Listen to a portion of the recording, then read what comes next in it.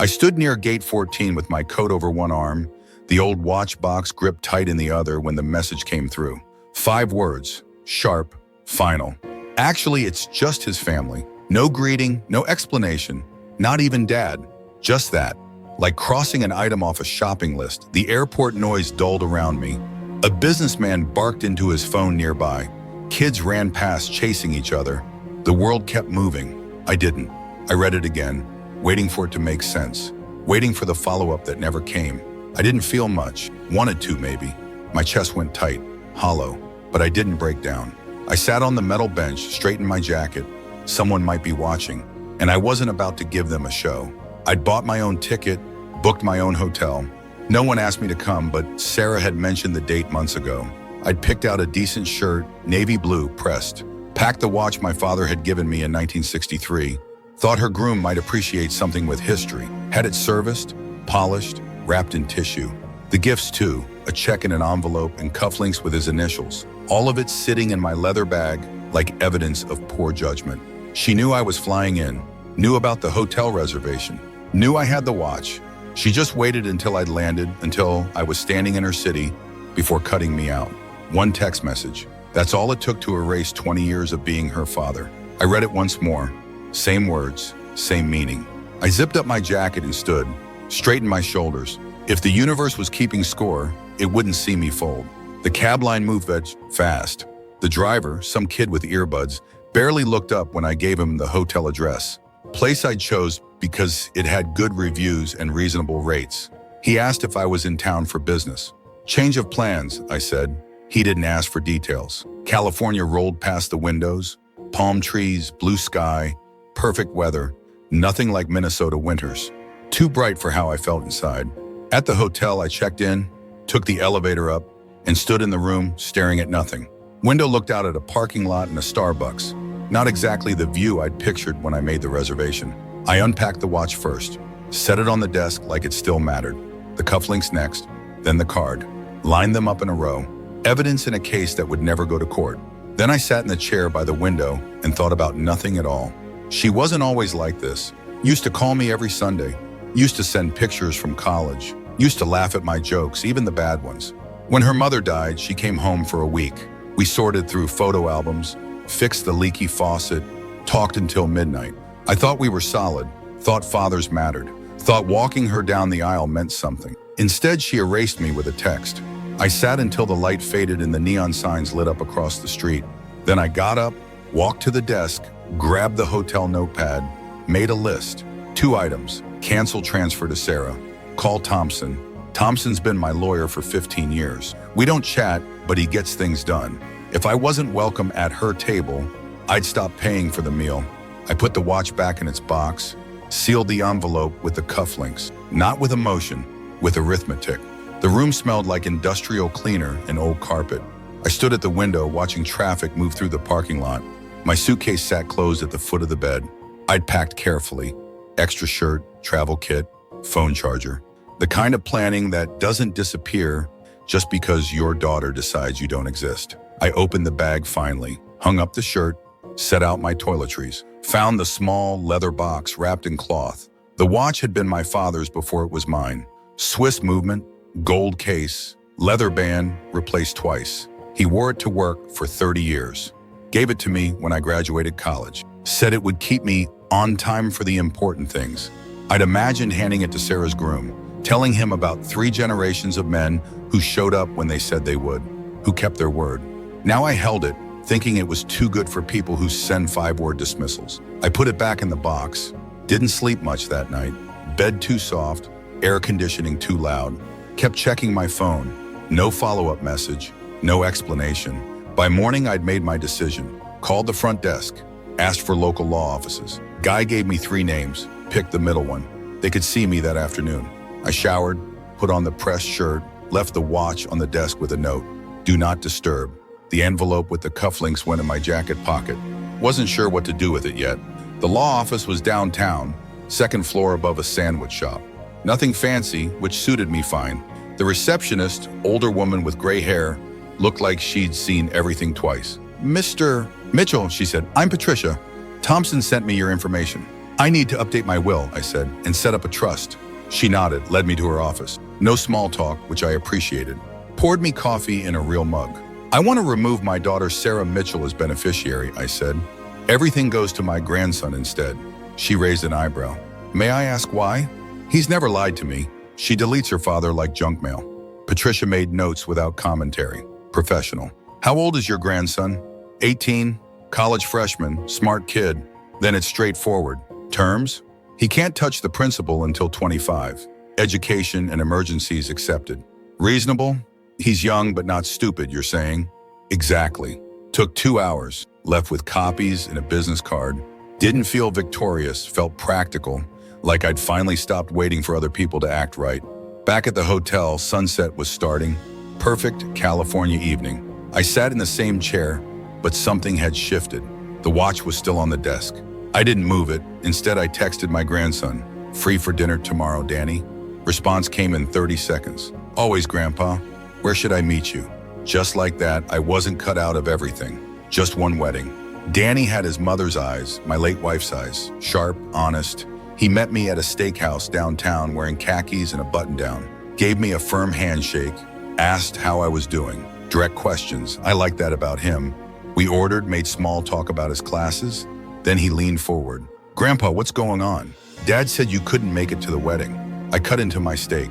"Your father decided I wasn't invited." His fork stopped halfway to his mouth. "What do you mean?" "I mean, I flew out here, got a text message saying it was just his family. That's it." Danny set down his fork. That's not right." "No, it's not." I didn't tell him about standing in the airport, feeling my knees go weak reading those words. Didn't describe the hotel room, the watch sitting there like a monument to wasted effort.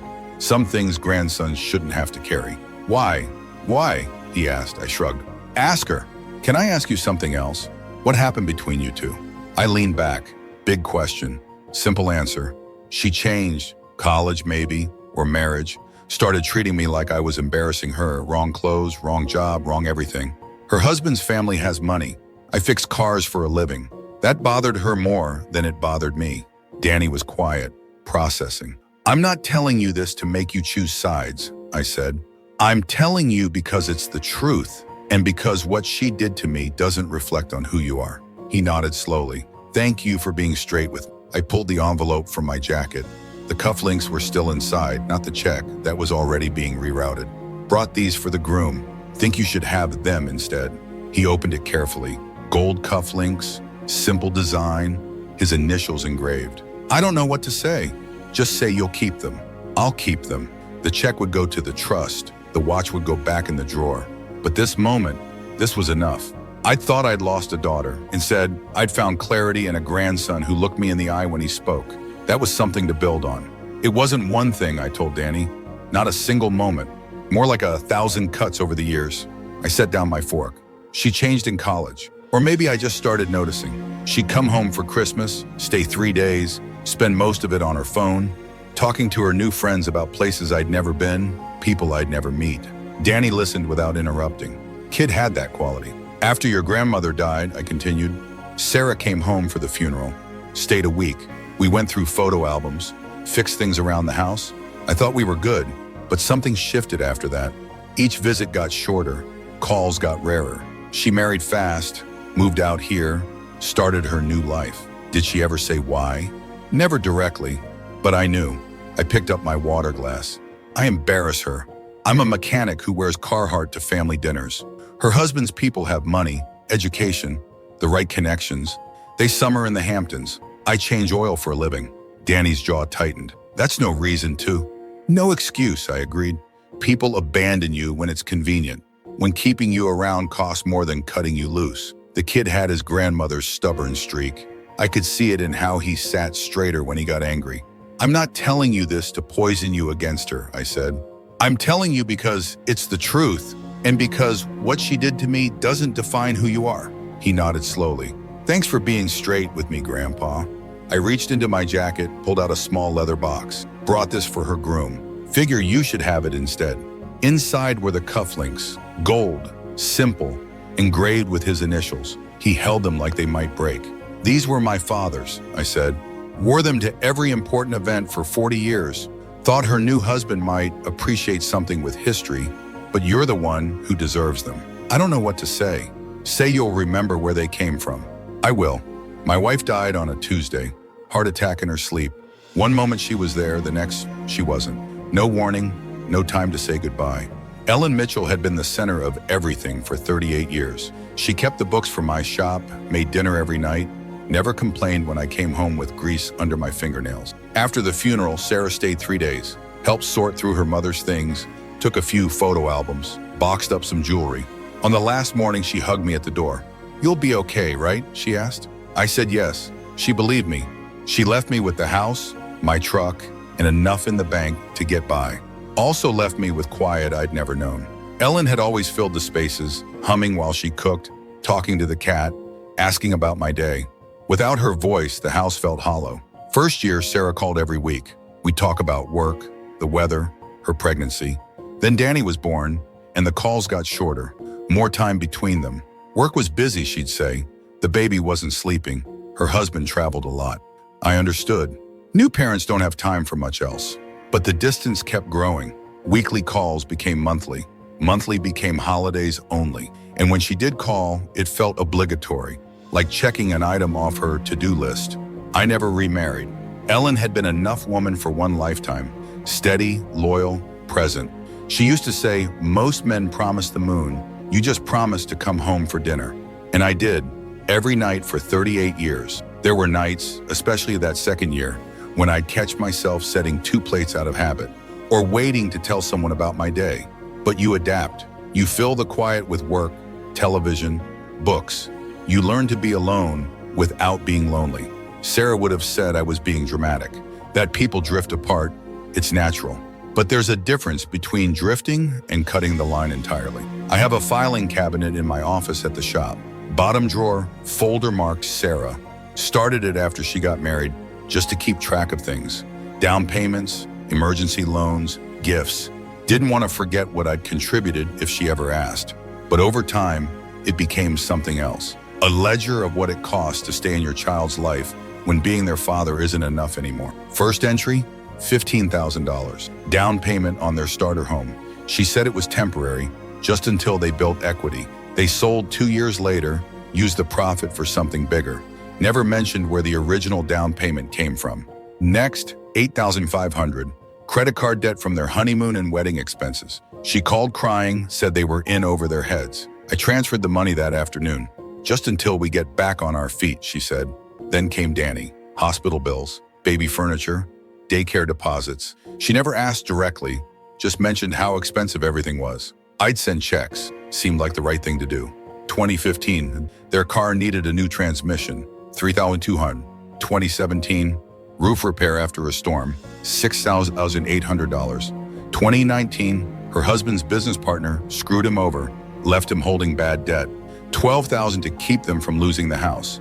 Total over 18 years, $73,000. Not counting Christmas gifts, birthday money, the tools I bought her husband for his workshop. Not counting the groceries I'd bring when I visited, or the college fund I started for Danny that they never asked about. It's not about the money, never was. If she'd called just to talk, if she'd asked about my health instead of my checkbook, it would have balanced out. But somewhere along the way, I stopped being her father and became her backup plan. The guy you call when the bills pile up. Last entry in the folder, $4,000. Wedding expenses, she'd said. Catering deposit, flowers, whatever the groom's family couldn't cover. I sent it the same day, thrilled to be part of her big day. Funny how much I paid for the privilege of being uninvited. I'd looked through that folder one last time before flying out here. Needed to remind myself I wasn't crazy, that the pattern was real.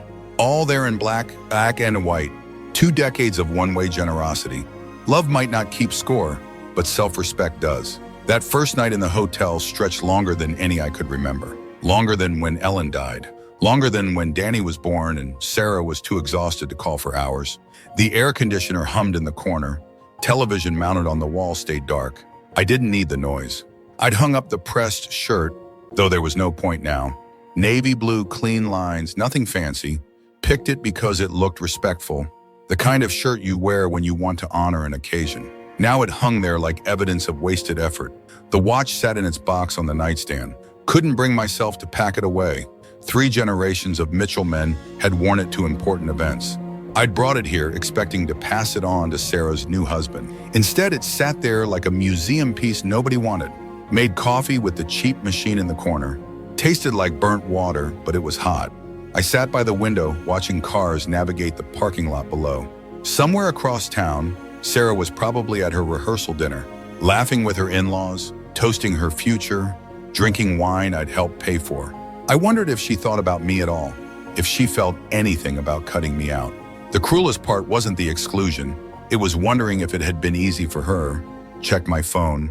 No follow-up message, no explanation. Just that 5-word dismissal from hours ago. I started to type a response twice. Dear Sarah, then stopped. What was left to say? I'd shown up for 18 years, paid for everything she couldn't afford, never missed a birthday or holiday call. She knew who I was. She just decided it wasn't enough. Instead, I scrolled through old photos. Sarah at 5, missing her front teeth, grinning at the camera. Sarah at graduation, cap crooked, diploma held high. Sarah in the hospital with newborn Danny, tired but happy. Each photo a reminder of when things were simpler, when being her father was enough. I didn't get emotional about it, expected I might, but the feeling didn't come.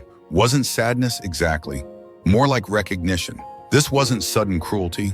This was the end of something that had been dying for years. Around midnight, something shifted. Sitting in that uncomfortable chair in that anonymous room, I had a thought.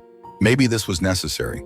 If I hadn't come, I might have spent another decade pretending things were normal, sending money, waiting for calls that never came, making excuses for a daughter who had already written me off. This moment, harsh as it was, had given me clarity. Ellen would have said, Frank, you've got your own life to live. She'd have been right. I finished the coffee, rinsed the cup, made the bed properly, brushed my teeth, changed into pajamas, smoothed the covers like Ellen had taught me. Then I got into bed. Not because I was alone, but because I belonged to myself first. Always had.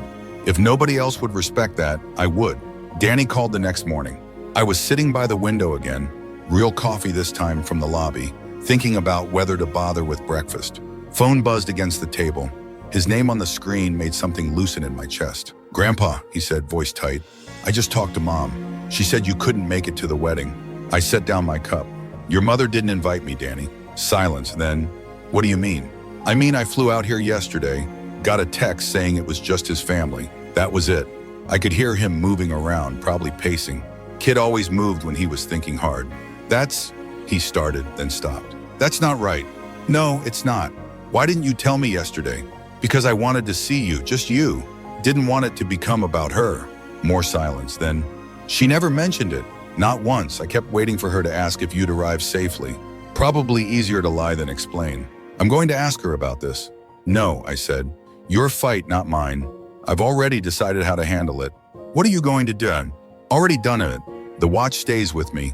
The cufflinks go to someone who deserves them. And my money, my legacy, it won't go where I'm not wanted. Long pause. You changed your will and set up a trust. It's yours now. His voice went quiet. Grandpa, I can't. You're not asking for it. That's exactly why you should have it. You've never made me feel like an obligation. Never called just when you needed something. That means everything. I could hear him breathing through the phone. I don't know what to say. Say you'll keep being who you are. I will. Someone called his name in the background. Sarah, probably. Time for wedding preparations. I have to go, he said. But I want to see you again soon. Really soon. I'd like that. After we hung up, I sat still for a while. Coffee went cold again. World outside was waking up. Somewhere across town, Sarah was getting ready for her big day, probably checking flower arrangement, reviewing seating charts, making sure everything was perfect. She had no idea her son had just quietly stepped away from the story she'd written. No drama, no confrontation, just truth, spoken and acknowledged. Maybe that was enough. The call to First National wasn't emotional, it was business. I waited until afternoon when the lines would be clear, dialed the number from my card, wanted to hear a human voice, not navigate some automated system. First National Bank, this is Jennifer. How can I help you? Frank Mitchell, I need to cancel all scheduled transfers from my accounts and revoke access permissions. Brief pause. Typing. Certainly, Mr. Mitchell. I'll need to verify your identity first. I answered her questions. Social Security, birth date, mother's maiden name, Ruth Thompson, dead 15 years now, but still protecting my accounts. I see 3 recurring transfers, Jennifer said. Monthly $900 to Sarah Mitchell, quarterly $2,500 for household expenses, and an annual $6,000 is set for next month. Cancel them all. Permanently? Yes, and remove her access to view or initiate any transactions. She's listed as an emergency contact with limited permissions. I can remove that right now. Do it. Keys clicking. Done. For our records, should I mark this as fraud protection or personal circumstances? Call it clarity. She paused, then quietly, understood. The confirmation email arrived within minutes. Every transfer canceled, every permission revoked. For 20 years, I'd bankrolled her life like a silent partner in a business that never acknowledged my investment. Done with that. That night, I pulled out the folder from my briefcase. I'd brought it on instinct, not sure why. Now I opened it one final time. Each receipt felt heavier than before. Not because of the money, but because of the silence that had followed each deposit. 20 years of help that was taken without thanks, expected without gratitude. I stacked the papers neatly, closed the folder, tucked it away. I'd burn it when I got home. Not out of anger, but as a cleansing. Let the past stay in the past. Lying in bed that night, hands folded behind my head, I felt something I hadn't expected. Peace, the kind that comes after you stop carrying weight that was never yours to bear. Sarah could call when she noticed the transfers had stopped. Or not. For once, I wouldn't be waiting. Next morning I walked. Not to anywhere specific, just to move. The hotel sat near a small downtown area, tree-lined streets with local shops. I passed a hardware store with hand tools in the window, a barber shop with a spinning pole. An old man was feeding pigeons on a bench, talking to them like they understood every word. Reminded me of home, of places where people still made eye contact, still said good morning to strangers. I'd forgotten what that felt like, belonging somewhere without having to prove yourself first.